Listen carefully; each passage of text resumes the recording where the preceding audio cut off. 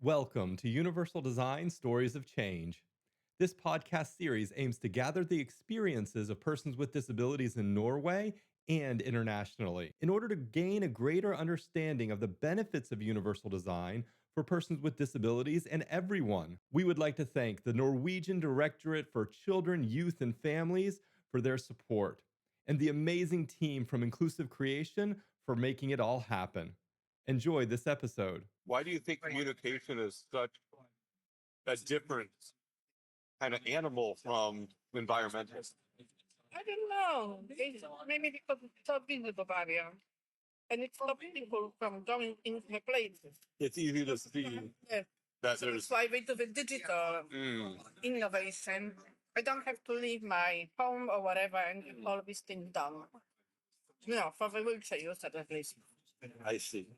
But it reminds me of a conversation you and I had a while back about meetings accessibility, and especially meetings within a company, and how if you're not planning for accessibility within that meeting, then you're going to run into these issues that somebody's not going to be able to participate in person. And if the solution to that is, oh, just participate online, that's like separate but not equal. It's the equivalent of Because it's not my choice. it's not your. They're making the choice on your behalf. It's the same. It's the equivalent of putting the wheelchair accessible ramp on the back of the building or on the side of the building instead of at the main entrance. And the wheelchair user will not accept it. Of course not. So why should we? You shouldn't. You shouldn't. And you did an amazing job to Thank advocate. you. Since that day, I might speak about the fact that AI might be good or whatever, but if photo captioning powered by AI decide if I can read swear word or not, when everybody else can hear it, Yeah. then that's not good. No, because if they're That's not censoring, duality. yeah. Because they're censoring what someone says without having asked you first, do you want these terms But censored? that's what it is. Yeah, But no, I already had the discussion about that. I didn't even think about it in that way. I just thought, oh, that's interesting. They're trying to Where on Google Meet, you will be, but it's not picked out. So everybody hears in the call before, but these people will only see history. asterisk. But it's the equivalent of beeping it out for a deaf person.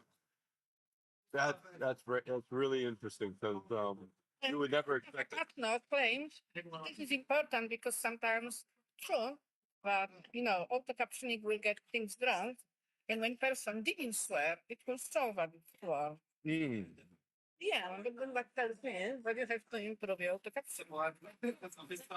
Exactly. If they're getting a false positive where they think it's swearing and it's not, obviously you have to improve. But when someone is using a swear word and they're doing it deliberately, then of course you should know what it is. But a lot of times it gives context. If I'm using a swear word A versus B, and maybe B is a worse word, it's more, problematic, then you want to know that that person is saying that. Bullshit. Huh. Even Even shit gets beeped out. Wow. And who's making that decision? That's another question. Who is sitting at Zoom or on Google Meet and deciding this word is going to get asterisk, this word is not? someone developer. Yeah. Well, I think we know what kind of developer we're talking about. What's that? Product manager, yeah. Google Action is looking for a product manager. Shall I apply? I think you should apply. But I don't know what project manager does. I've never done this job. I think most project managers don't know what a project manager does. So what project manager does? Just that's what we just discussed? I think so. They basically take a project through from beginning to end with some idea for what the goal is of the project and some ability to measure how they've reached that goal. That project manager is the product manager. Oh, well, that's more or less the same thing, except they take responsibility for the product itself. So whether it's the design, the implementation, or the continuous maintenance and improvement of the product, that's their responsibility. They own that. Yeah, But I said to another person, not many people know. Captain did this to me. Then said this thing to me. mm, She was like, your organization together with EUD has the reputation that you are against technology. We, we use hearing aids for clear income, so we are not against technology. I was It's the deaf one who are. I see. Us? No. Why would we use hearing aids for clear implants if we were against technology? Yeah, it's counterintuitive. Well, of course, when it comes to communication, Mm, when you buy completely deaf, mm. I really need to know what for what the person said. Otherwise, I can't really do my job. And that's when a sign language interpreter or a good captioner is essential. They didn't, let's get away with it. So that's why the discussion at European Commission, because European Commission is the opening Mhm. in the platform meeting. Okay. And we not always do very well job Mm. because some of the representatives from different countries they come up and autocaptioning doesn't come up very well. But we don't care about that. They keep pushing what has to be autocaptioning on Neo. But what's the mindset here that is keeping them from moving forward on it? It seems like something is blocking their ability to do it. Is it purely cost? You think that Microsoft basically is got the grips everybody's saying I give you the free technology, free things, use it. Mm. Give me some free puff. So you think it's business interests are getting in the way of making progress? I'm grateful. Mhm. Thanks to Microsoft also Zoom, I can use Polish language. Oh, nice. When I can meet up with my Polish friends, Mm-hmm. we can understand what I'm saying. Mm. Brilliant. Yeah. Before everything was American English, wasn't it? Yeah. But it is great. Yeah. But this is only to some extent of you. Mm. Someone monitoring Yeah. to capturing. Yeah. When if something is wrong, I don't know, coming up in chat or somewhere saying this is wrong. Yeah. Yeah. Correcting. Correcting the information. Think about that. No. Capturing telling me. We embrace auto captioning, but it means people have a chance and the behavior. Yeah. Speak clearer, speak slower, Yeah. but we don't check the captioning, the captioning tells what we said correctly. Mm. Speak and read at the same time. No. But an awful level of skill. That's a whole different skill set. Yeah. No, but Mm. But what about the non-English language? huh? What about the non-English language functions in these sort of settings? Like, I know the EU does usually just operates in English. They do a lot on sign language. Mm-hmm. Not in bad. But is it international sign or is it BSL? Here is BSR. Okay. But there is another thing. Recently, I had members meeting just on employment to discuss employment reservoir accommodation, Okay. and I had Here, staff here in the UK? online. Online. My member. Ah, yeah. So we had EDF staff who is policy officer on employment to work with us to just talk about it, what European Commission does. Yeah. It's all a soft touch, really, blah blah blah. But using those, you can use it in your national advocacy and worldwide. You can use EU policy to move. Okay. Yeah. Let me pause it. I'm saying something. So the notification that came in your phone distracted you? It's ridiculous. Anyways. What I was saying about for Zoom, Mm-hmm. our captioner made a mistake. Instead of 5 o'clock, she told she's for 6 o'clock Oh, no. UK time. Mm-hmm. So at the beginning, because there was some messenger coming on, Mm-hmm. we switched off the auto captioning just so it doesn't get crashing with the normal, human one. Thank you very much. So I mean, everybody had to leave and come back again. Okay. I switched on properly, the function. And then what happened? We are using auto captioning, Uh-huh. so only English language is supposed to be used. Yeah. But Zoom allows you to pick and choose. Mhm. So the user side Mhm. allows you to choose your own language, Okay. which would be great if I didn't see suddenly German language while I am Oh. speaking. Oh no. So wait a minute. The users select what language they're speaking in, and you accidentally select German, but you were speaking in Polish or you were speaking in English? I was speaking English. It was English-based language, good enough. Yeah. So I switched on for everyone that they can have photo captioning in English. I see. German ones switch on from their side. Uh-huh. Okay. Except everybody else could sing. I see. So they were getting the captions in German? Was it translating it from English to German? No, it was basically trying to imagine what your English language was in a German in a German dialect. That's And I was like, insane. please switch off don't switch on The translation, yeah. Mm. It's only English. Don't try to switch on another language. Oh my god. And yesterday, well, 3 days ago, Mm-hmm. Aya had the smart cities capture on procurement. Okay. Public procurement, politics, and things like that. Yeah. They tried to get consultants out and to start work on that. Mm-hmm.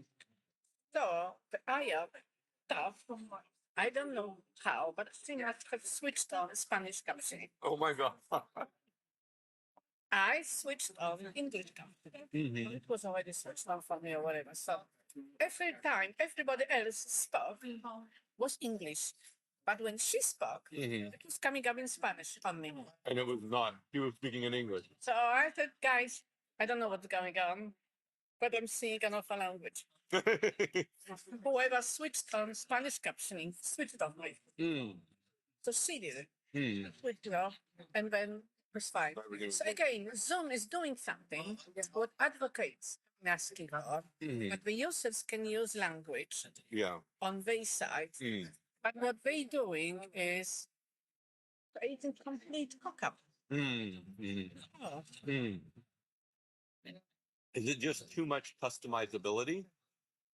I don't think even it's bad. It's just, I don't know what they're doing. I don't think they have tested and checked it properly. They're not making sure that it does actually work the way they intend it to work. Yeah, yeah. It's another one. Okay, tell me about that. Actually, I checked with panel moderator Mhm. who was from Microsoft. It is okay during the discussion in the panel. Mhm. I mentioned that Teams, Microsoft also has done something with captioning. Right on. Has made worse anyway. Mm. Then I explained to her what it is. And she said, yeah, fine. So, exactly. Sitting in front of me, listening to me, and I said, technology needs to be simple and easy, and whatever feature have to be simple and easy to find, intuitive. Mm. Not like lately, what you have done in Teams is Microsoft. Mm. And heck, I was like, wow. And I said, recently I was actually, normally I know where to look for captions when I am going into Teams. Just captions, look up there, 3 dots, whatever, captions are there. Mm. Nobody kind of aware of the captions. There is nothing saying they are captions. Right. And after a little bit of thinking, head scratching and all that, Mm. let's look in language. They moved it to language. Language, suddenly captions came up. Don't do that. Don't- Give us captions. But it seems such an arbitrary change, especially to bury an accessibility feature in another menu. You would want accessibility features to be front and center. Yeah. Still in the language now. Wow. How many clicks do you have to do to get to it? Cool. Okay, but still, 2 more than you used to. Yeah. Somebody told me, good, you've done it. Good, you said it so publicly. It was great you did it. Because Mhm. we had lots of complaints from people online Yeah. looking for captions.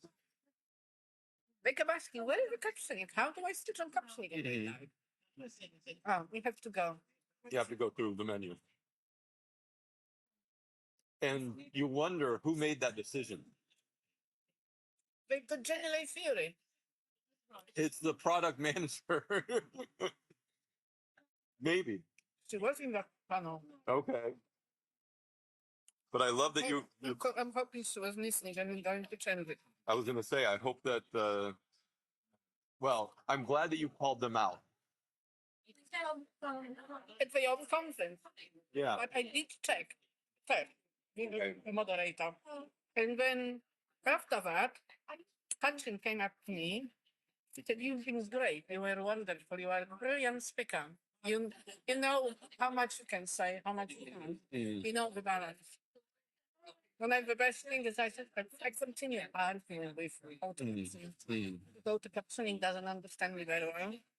Even the fact that I lived so many years in the UK, Yeah. I still haven't got rid of my own accent. And then Hector later, I don't know why you are arguing yet. Why?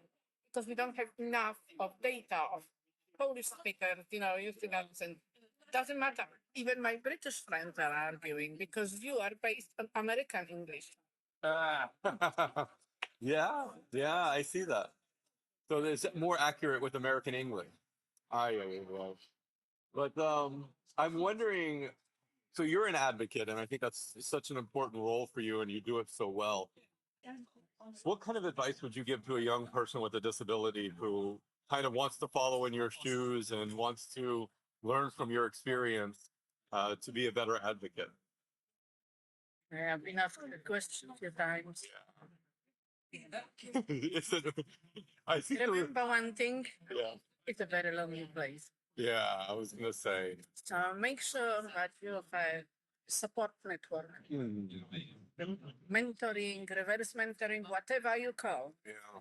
To have a place where you can kind of check with someone, I'm doing right, Yeah. wrong, saying this, how would you approach the situation? I see. Because being by yourself with all that, the situations you are dealing with, it's really hard. It's tough. And that's why I appreciate so much that I can talk to you Oh, guys and just get your feedback, get your check, doing it right, I'm doing. It means a lot to me that you say No, that. no. I mean, with you, I've got quite a few very good people. No, I can turn to. Yeah, Yourself, number one. absolutely. Anytime. To be able to say, look, I've got this situation. Maybe I'm wrong. Maybe I should be doing it differently. Yeah, maybe. But one thing is for sure. Number one advice, apart from that, is complaining, only complaining, never works. Yeah, you can't just be the squeaky wheel. Yeah, it has to be in the assertive way. Yeah. When you complain, bring up the issue, Yeah. but also suggest how we can be about it, what are the solutions, and what is the possibility. Because if you complain only, you will never achieve anything. What do you think some red flags are for companies that if you complain and bring them solutions, they kind of say, oh, well, then you do it. You fix your own problem. That is the worst thing you can do because quite a few people said this and I like that. It takes a village. Yeah. It's not just about me. It's not just for me. Yeah. Even when I was thinking about giving up, pushing my own company, getting things in place, because basically there is nothing really. It doesn't feel like there is anything in place. Yeah. I mean, I'm sure they are very well-meaning stuff at HR, but they believe that they've got things in place. But when you look at the policies, etc., you don't see anything there. No. What is relevant to you regarding with disability, for example? So that's number one. But number two is also, it doesn't seem to be understanding that there has to be an openness and transparency so people know and they feel comfortable to come and say, come out, say, you know what, I actually do have a disability. Yeah. Can we do this? Yeah. Without any policies, without anything, saying, go and do this. Not gonna work. But I think this is especially relevant for people who have mental health and cognitive disability, because I think there's a lot of fear about kind of coming out to your employer and saying, hey, I have these conditions and I need accessibility support. But if you are a medical doctor and you have to tell your employer that, you know, maybe you're a surgeon and you have attention deficit disorder, ADHD. So there's maybe a fear of, if I tell my employer, then I'm going to be given different assignments or I'm going to be put into a risky box category, as opposed to an employer saying, I see you, I see that you have ADHD or whatever the condition is, and tell me what kind of supports and accommodations, let's work together to make sure that you can continue in your career path and you won't be necessarily held back by not giving them the, you know, the best assignments or the best cases or anything like that. Come across this project. Yeah. Come across this a lot of times, and it's really tough. And my son also done. We don't know if it is Asperger's syndrome or is ADHD or it is high intelligence. Yeah. The way how he is managing things and just generally going on things. He finds it very difficult. But when I told him, why don't you say you've got this diagnosis? He will not do it. Do you think it's fear? I think it's a fear, but it's a fear to everybody. Yeah. As soon as you say there is something wrong with you, Yeah, quote unquote. Yeah. nobody wants to do it. I see, I see.